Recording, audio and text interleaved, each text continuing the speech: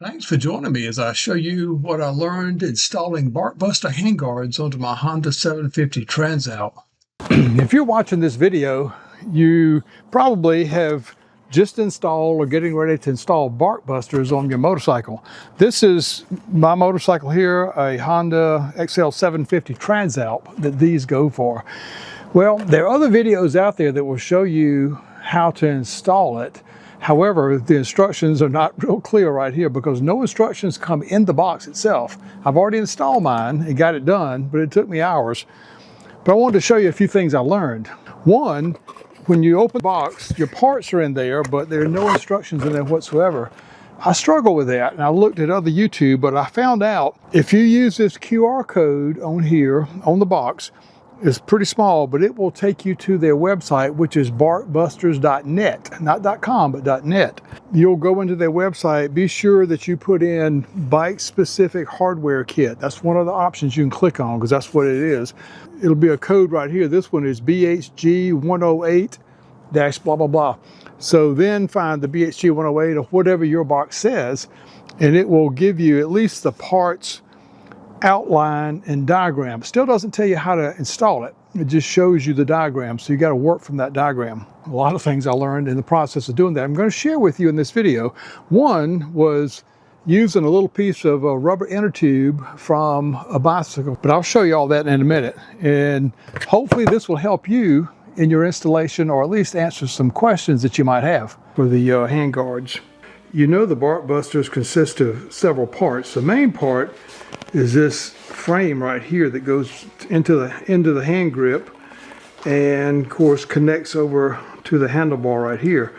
But one thing I want you to note is this piece that connects under here back to this, the edges are not sharp, but they certainly are not rounded and smooth.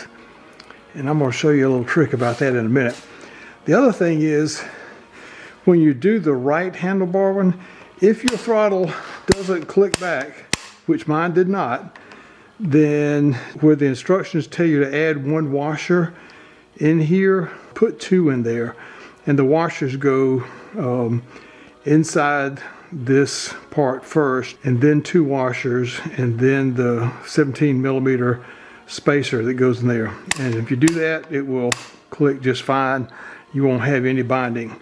But that's on the right side, and the instructions will tell you to do the left side first. But that's when I ran into something I wanted to show you. You see how this bracket on the left handlebar runs underneath the handlebar and underneath those cables? Well, it seems to me it has the potential to possibly chafe those cables over time. So let me show you what I did to totally prevent that. Since I found that the edges of this are not sharp, but not smooth either, I decided I wanted to do something about that. So I went to an old bicycle inner tube I had, and I just cut me off a piece. I'm going to slide it over here so that the edges won't be so rough on that cable from vibration and stuff like that. They could possibly cut it over time. But before I slipped that on there, I took my angle grinder and just used it to roll out and smooth out the edge on that upper edge that would be rubbing against the cables. Then I slipped the piece of rubber inner tube over this, and so now this edge and this edge, they roll smooth under there, and now it even has the rubber over it, so that will never cause a cable to be cut or mess it up in any way. As I install this piece on there, it will come up under all my cables and be installed right here. The rubber part and the smoothed edges over here will be right up under those cables, and any vibration, of course, that'll be, I will use a little zip tie to zip tie that a little bit tighter right there to the clutch cable.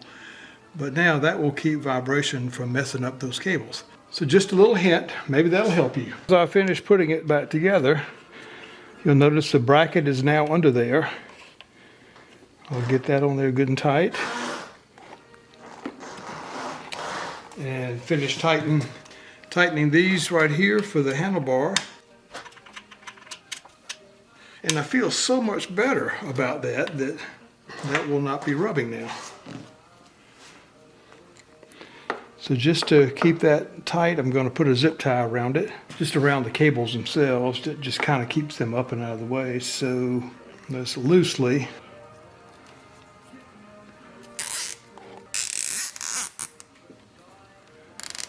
And the Honda stock one that came on there was also fairly loose like that, but that holds everything up. I will trim this off, and that is done.